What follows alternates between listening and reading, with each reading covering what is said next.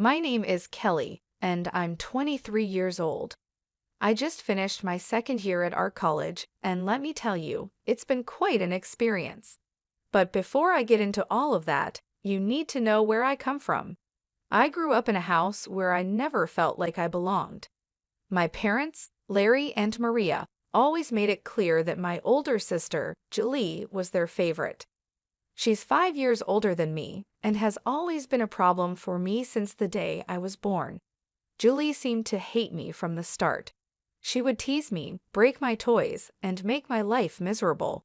And my parents? They would just laugh it off, saying, "Oh, that's just how sisters are." But it wasn't normal. I remember when I was 15, I had a huge crush on a boy at school named Scott. I thought he was the cutest guy ever. I spent hours drawing pictures of him in secret, hiding them under my mattress, thinking no one would find them. But Julie found them, and you know what she did? She put them up on the school bulletin board for everyone to see. I still remember walking into school that day, people laughing, pointing, whispering. It felt like my whole world was falling apart. And Scott, he came up to me, all awkward and nervous, and said, "Kelly, I saw the drawings. Look, you're nice and all, but I don't like you that way." I ran home crying that day. When I got home, my parents were in the kitchen.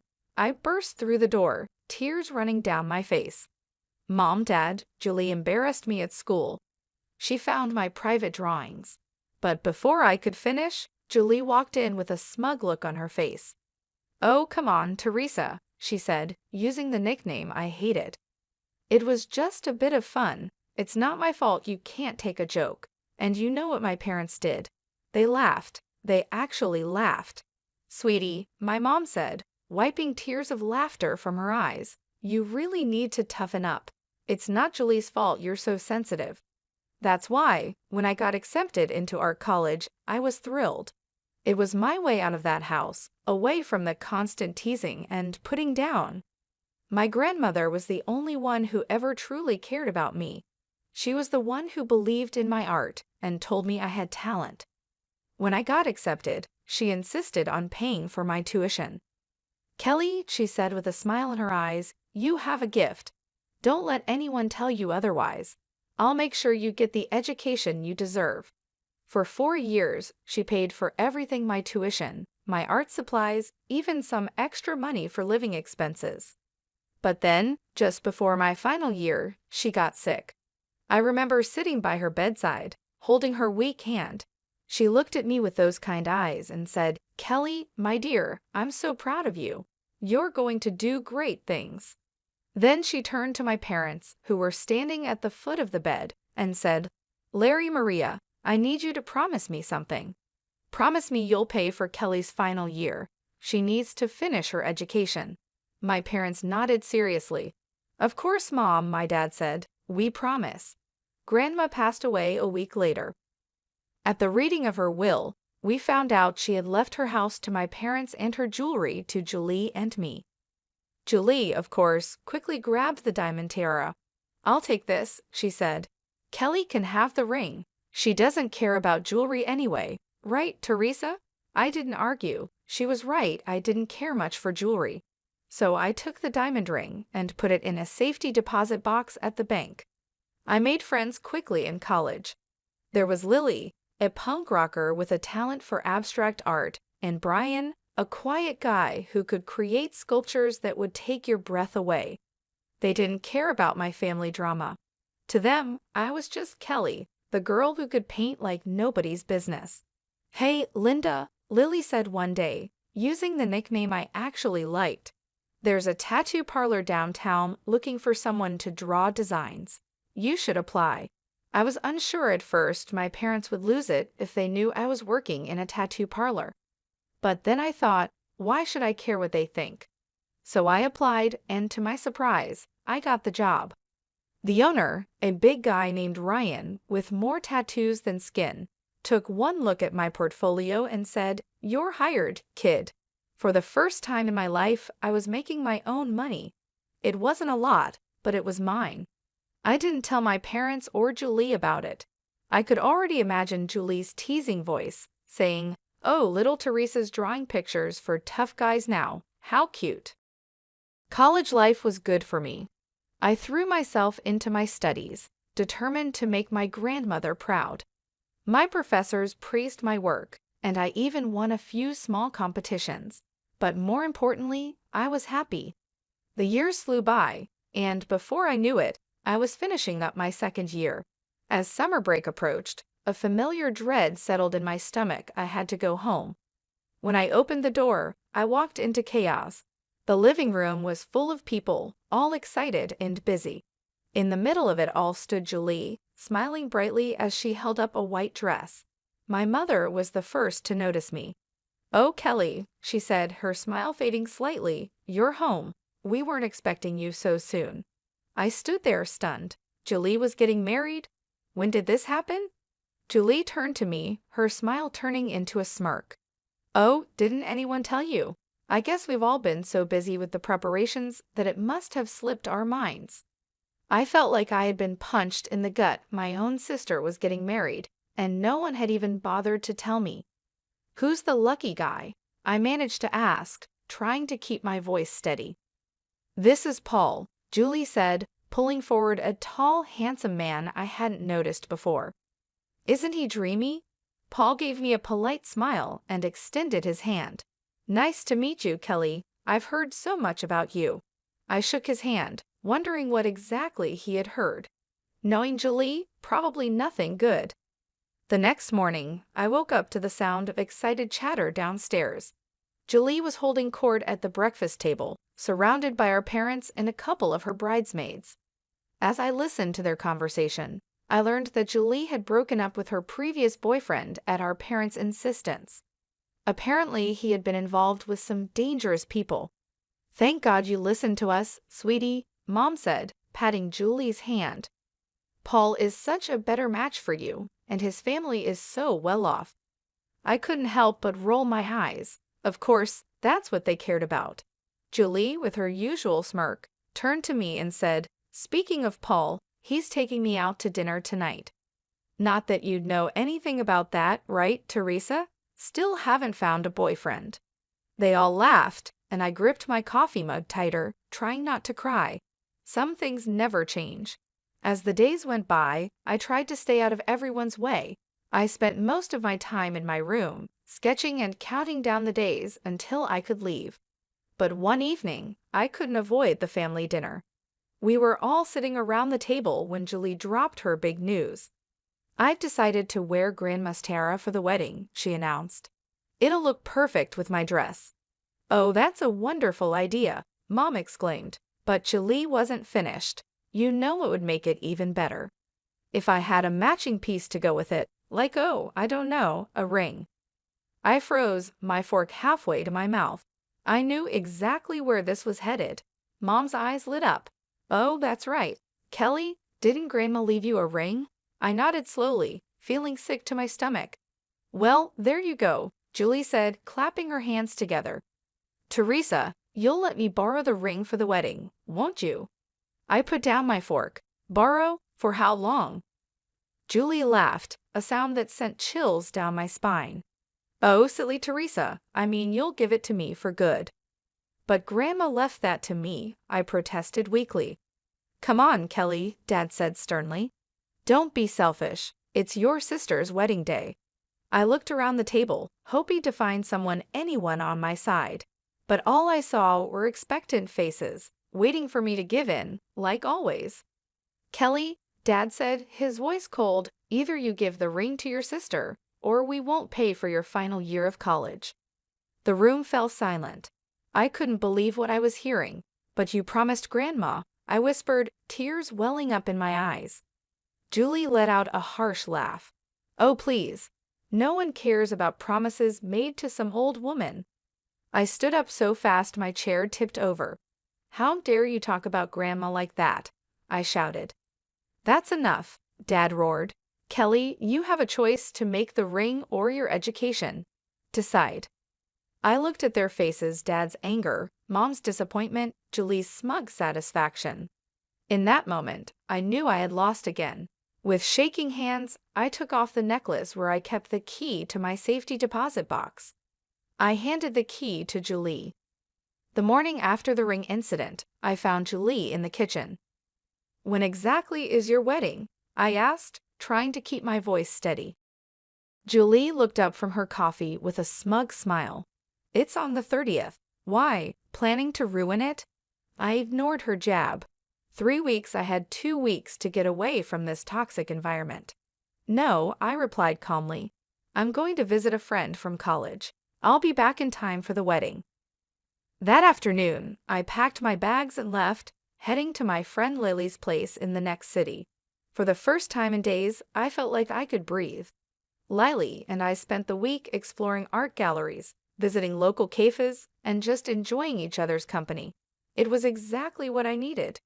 But my peace was shattered a week later. I was scrolling through my social media feed when I saw photos of Julie's wedding. My sister looked radiant in white, with the diamond tiara sparkling on her head and my ring on her finger. The caption read, "Just married. Off to the Maldives with my hunky husband." I felt like I had been punched in the gut. With shaking hands, I dialed my mom's number. "Why didn't you invite me to the wedding?" "Julie gave me the wrong date," I said, my voice trembling. There was a long pause, then Dad's voice came on the line. "Kelly, your sister didn't want you there. She said you'd ruin her perfect day. We thought it was best not to tell you." I felt sick. "How could you do this to me? I'm your daughter too." "Don't be dramatic," Mom chimed in. "It's not like you really wanted to be there anyway, right?" I hung up, my whole body shaking with anger and hurt. A few days later, I returned home, only to find that Julie had also come back from her honeymoon. I walked into the living room and saw her with Mom and Dad, looking at apartment listings.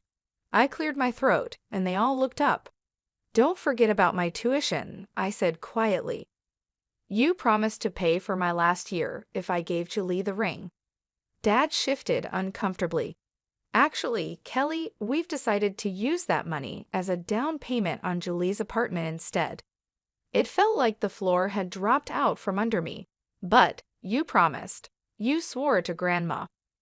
"Plans change," Mom said dismissively.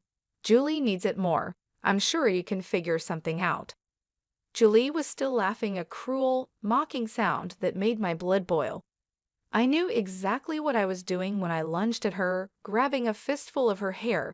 Julie screamed, and suddenly everyone was shouting. Dad pulled me away, his face red with anger. "That's enough," he roared. "Kelly, get out of this house right now." I ran to my room, threw some clothes into a bag, and stormed out, slamming the front door behind me. As I walked away from the house, my heart pounding and tears streaming down my cheeks, I realized something. I ended up back at Lily's place, feeling completely lost and broken. For days, I barely left her guest room, alternating between crying and staring blankly at the walls. Lily did her best to comfort me, but nothing seemed to help. A week passed in this haze of despair. Then one morning, as I listlessly checked my email, I saw a message that made my heart stop. "Congratulations! You are the winner of the annual art school competition.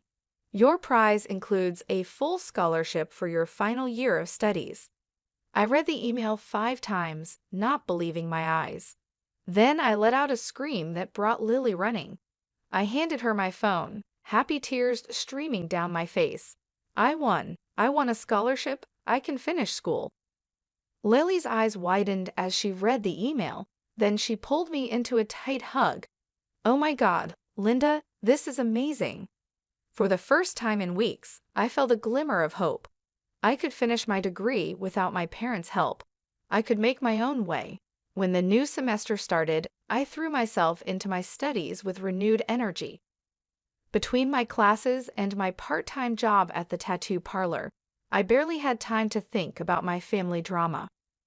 Months passed, and I slowly started to heal. One day, I was hanging out with my classmate Scott, who worked part-time at a local pawn shop. We were chatting about our day when he mentioned something that caught my attention. "You won't believe what happened during my shift today," he said. This girl came in with the most beautiful diamond necklace and ring I've ever seen. Must have been worth a fortune. My heart skipped a beat. What did she look like? I asked, trying to keep my voice calm. Scott described a woman who sounded exactly like Julie. Can you draw the jewelry for me? I asked, my hands shaking slightly. Scott looked confused but agreed. As I watched him sketch, my suspicions were confirmed. The necklace was the one Julie had always bragged about, and the ring, it was my grandmother's ring. I asked, my mouth dry.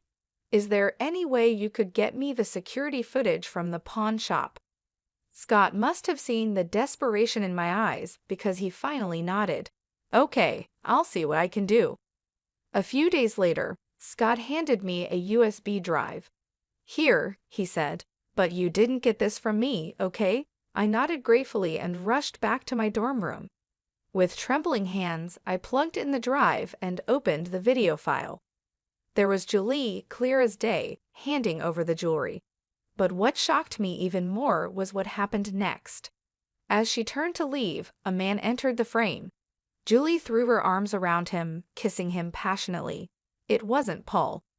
I leaned closer to the screen, my heart pounding. As the man turned slightly, I gasped I recognized him. It was Julie's ex-boyfriend, the one her parents had forced her to break up with because of his criminal connections. I sat back, my mind spinning. Julie had sold her precious jewelry, including my grandmother's ring, and was apparently cheating on her husband with her criminal ex-boyfriend. Part of me wanted to immediately send this video to my parents, to Paul, to everyone who had ever believed Julie's lies. But another part of me hesitated. This was too big to act on impulsively. Months passed, and I thought I had put my family drama behind me. Then, out of the blue, my phone rang. It was my Aunt Laura, my mom's sister. Kelly, darling, I have wonderful news. She chirped, her voice full of excitement. Your sister is pregnant. Can you believe it? They're having a big announcement party next week. Isn't it exciting? My heart sank. Of course, another family event I hadn't been invited to. That's great, Aunt Laura. Thanks for letting me know. After hanging up, I sat on my bed conflicted. Part of me wanted to ignore it, to continue cutting ties with my toxic family. But another part of me, the part that still held onto the video from the pawn shop, knew this might be my chance. 2 weeks later, I found myself standing outside my parents' house. Cars lined the street, and I could hear laughter and chatter from inside. Taking a deep breath, I walked up to the front door and rang the bell. Mom opened the door, her smile fading as soon as she saw me. Kelly, what are you doing here? Without answering, I pushed past her and stepped inside.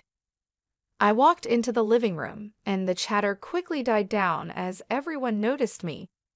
Julie, standing in the center of the room with Paul, looked like she'd seen a ghost. What is she doing here? Julie hissed. Dad's voice boomed through the room. Kelly, get out of this house immediately. You're not welcome here. Confused murmurs rippled through the guests. I saw Paul's parents exchange worried glances. Mom, always concerned about appearances, forced a fake smile. I'm so sorry, everyone. We've had to distance ourselves from Kelly. She's become quite greedy and unworthy of our family name. The room erupted into arguments. Some relatives defended me, while others sided with my parents. I raised my voice. I have something to say. Gradually, the room quieted down, and all eyes were on me. I turned to Julie. Congratulations on your pregnancy, sis. But I have to ask, why aren't you wearing Grandma's tiara and ring? Julie's face went pale. Her mother-in-law spoke up. Now that you mention it, I haven't seen that beautiful ring in a while. Julie dear, where is it? Julie stuttered. I sent them for restoration. They needed cleaning. I nodded slowly, pulling out my phone. That's interesting because I have a video here that tells a different story. The color drained from Julie's face as I connected my phone to the TV. The security footage from the pawn shop began to play. There was Julie, clear as day, pawning the jewelry. Then, the moment that made everyone in the room, gasped Julie, throwing herself into the arms of a man who was definitely not Paul, kissing him passionately. The moment the video ended, chaos erupted in the living room. Paul's face twisted with rage and pain as he turned to Julie. "Julie, what is this? Who is that man?" he shouted, his voice cracking. Julie burst into tears, mascara streaming down her face. "I can explain." Paul's mother stepped forward, her voice cold. "I think we all deserve an explanation, Julie." Paul's father, a stern-looking man, spoke up. "I think we need a paternity test immediately." As accusations flew and tempers flared, I quietly slipped out of the house. I had done what I came to do. The truth was out. For the first time in years, I felt a weight lift off my shoulders. Over the next few weeks, the full extent of Julie's deception spread through the family grapevine. I found out that Julie had been secretly meeting her ex-boyfriend, the one with criminal connections, behind Paul's back. She had been using Paul's money on him and even pawned her jewelry to pay off his debts. The paternity test results were the final blow. The baby wasn't Paul's. It was her ex-boyfriend's. Paul, understandably devastated, filed for divorce. He sued Julie for a large sum, citing emotional damages and financial fraud. Her ex-boyfriend, upon hearing about the pregnancy, disappeared without a trace, leaving Julie to deal with everything on her own. My parents, who had always favored Julie, had to face the harsh reality of her actions. They were forced to take out a big loan to help Julie pay the money Paul demanded.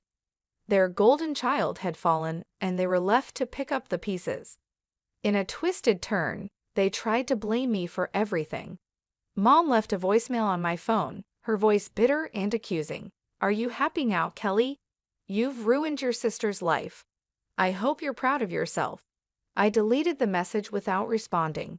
Their words no longer had the power to hurt me.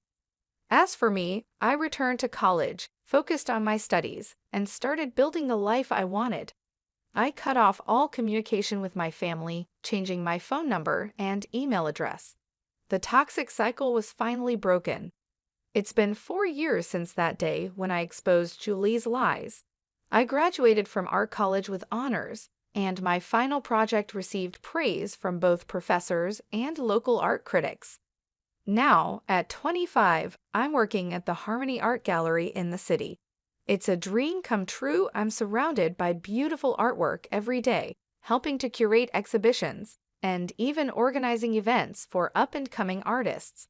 But that's not all. I've been painting in my free time, and to my surprise and delight, my work has caught the eye of several collectors. I haven't forgotten my roots, though. I still create tattoo sketches in my spare time. It's become a cherished hobby, a link to the past that reminds me of how far I've come. Some of my designs have even been featured in tattoo magazines, which never fails to make me smile. As for my family, well, that's a complicated story. I've kept in touch with a few aunts and cousins who stood by me during the fallout. They keep me updated on the family drama, though I try not to let it affect me anymore. From what I hear, Julie is still living with our parents. She's unemployed, struggling to raise her child alone. Mom and Dad, facing their own financial troubles, are constantly pressuring her to find a job and move out. The arguments are frequent and bitter, or so I'm told. I haven't spoken to my parents or Julie since that day. They tried reaching out a few times at first, sending guilt-tripping messages and leaving angry voicemails, but I stayed firm in my decision to cut ties. Eventually, they stopped trying. On a brighter note, I've been dating a wonderful guy named Frank for the past year. He's a graphic designer I met at a gallery event. He's kind, supportive, and, best of all, he understands my passion for art. We're even talking about moving in together soon, which feels like another step toward building the life I want.